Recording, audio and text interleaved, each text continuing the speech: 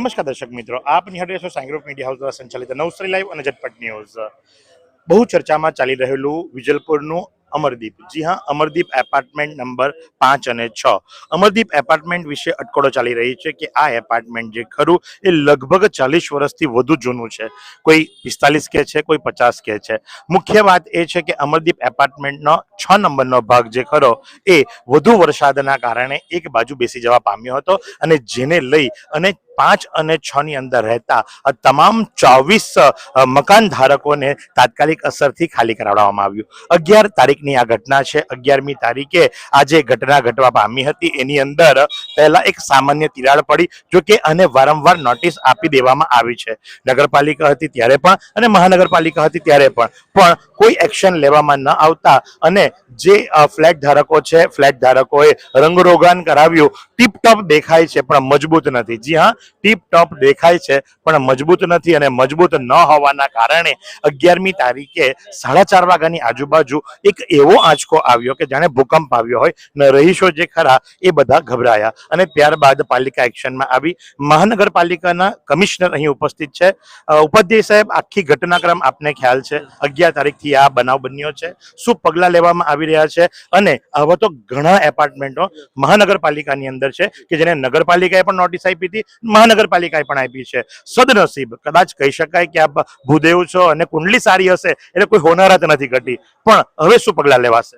આ બે એપાર્ટમેન્ટ તો આપણે તે દિવસે રાત્રે જ ખાલી કરાવી દીધેલા। બીજા 4 એપાર્ટમેન્ટ છે એની પરિસ્થિતિ પણ એવી જ દેખાય છે, એટલે આપણે નોટિસ આપીને એમને 3-4 દિવસનો શિફ્ટ કરવાનો ટાઈમ આપી અને તાત્કાલિક ખાલી કરીશું। અમે આ વર્ષે છે ટોટલ 265 આ પ્રકારના બિલ્ડિંગો છે એનો સર્વે કરેલો છે, એમાંથી 80 ઇમારતો અમે આ વખતે દૂર કરેલી છે।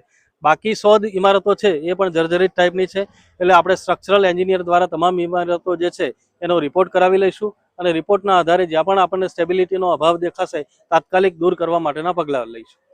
એક પ્રશ્ન વેધક છે, કદાચ આપને ખોટું પણ લાગશે, હાલ આપ જે કચેરીમાં બેસો છો એનો સ્ટ્રક્ચર રિપોર્ટ શું છે આપને ખ્યાલ છે? એ પણ આપણે કરાવી લઈશું આ વખતે। એનો પણ આ વખતે જે આપણી જે આ સર્વે કરીએ છીએ એની સાથે પણ એ પણ રિપોર્ટ કરાવી લઈશું। ઉપાધ્યાય સાહેબ, ભૂતકાળની અંદર એનો નેગેટિવ રિપોર્ટ આવ્યો છે, આપ પોતે જીવના જોખમે આપની કચેરીમાં બેસો છો, આપ એને પણ ચોક્કસથી સ્ટ્રેન્થનિંગ કરાવજો, કારણ કે બનશે અને ત્યારબાદ આપ શિફ્ટ થશો, પણ તે પહેલાનું શું? બિલકુલ, એટલે આપણે જે ધ્યાન દોર્યું છે એનું ચોક્કસ આપણે કાળજી લઈશું। હું તાત્કાલિક એ રિપોર્ટ મંગાવી અને એનો સ્ટડી કરી લઈશ અને એવું લાગશે તો આપણે એ બાબતે પણ કાર્યવાહી કરીશું।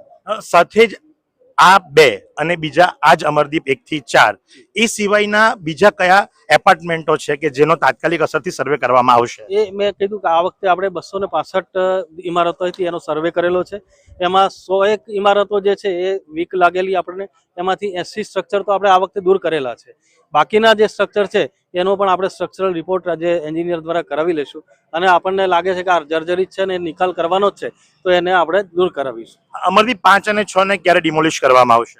5 અને 6 ને જે તાત્કાલિક કામ તો ડિમોલિશ એ લોકોએ એગ્રી મીન્સ આપી દીધું છે કે ડિમોલિશ કરો, તો એને આપણે મંજૂરી આપી દઈશું। આ પ્રાઇવેટ બિલ્ડિંગ છે એટલે એ દરેકે પોતાની રીતે ડિમોલિશ કરવાનું થાય, પણ કોર્પોરેશને એને જે છે એ રીડેવલપમેન્ટ માટેની પરમિશન આપી દેશે। કોર્પોરેશન રીડેવલપમેન્ટ માટેની પરમિશન આપશે।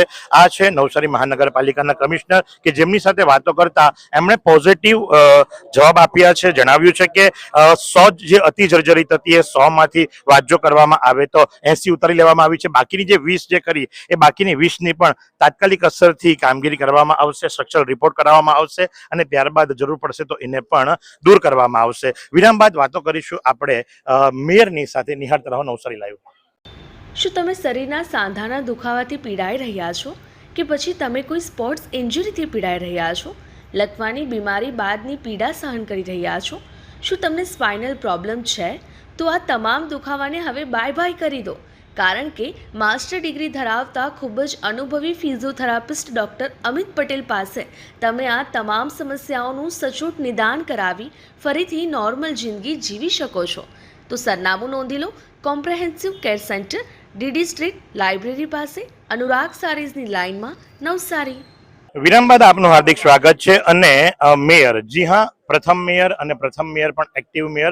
સૌપ્રથમ તો સાઈ ગ્રુપ મીડિયા હાઉસ દ્વારા આપને આપના જન્મદિવસની ઘણી બધી શુભકામનાઓ, જો કે બિલેટેડ કહી શકાય, પણ 11મી તારીખે જે ઘટના ઘટી અને 11મી તારીખે ઘટના ઘટ્યા બાદ સતત મોનિટરિંગ ચાલુ જ છે, મહાનગરપાલિકા હોય કે બીજા તંત્ર હોય. પણ હવે શું નિર્ણય લેવામાં આવ્યો છે અને બાકીની જે જર્જરિત મકાનો છે, બાકીની જે જર્જરિત મિલકતો છે, અને એની અંદર સાહેબ આપને જણાવી દઉં કે આપ જે ચેમ્બરમાં બેસો છો એ બિલ્ડિંગ પણ ભયજનક છે.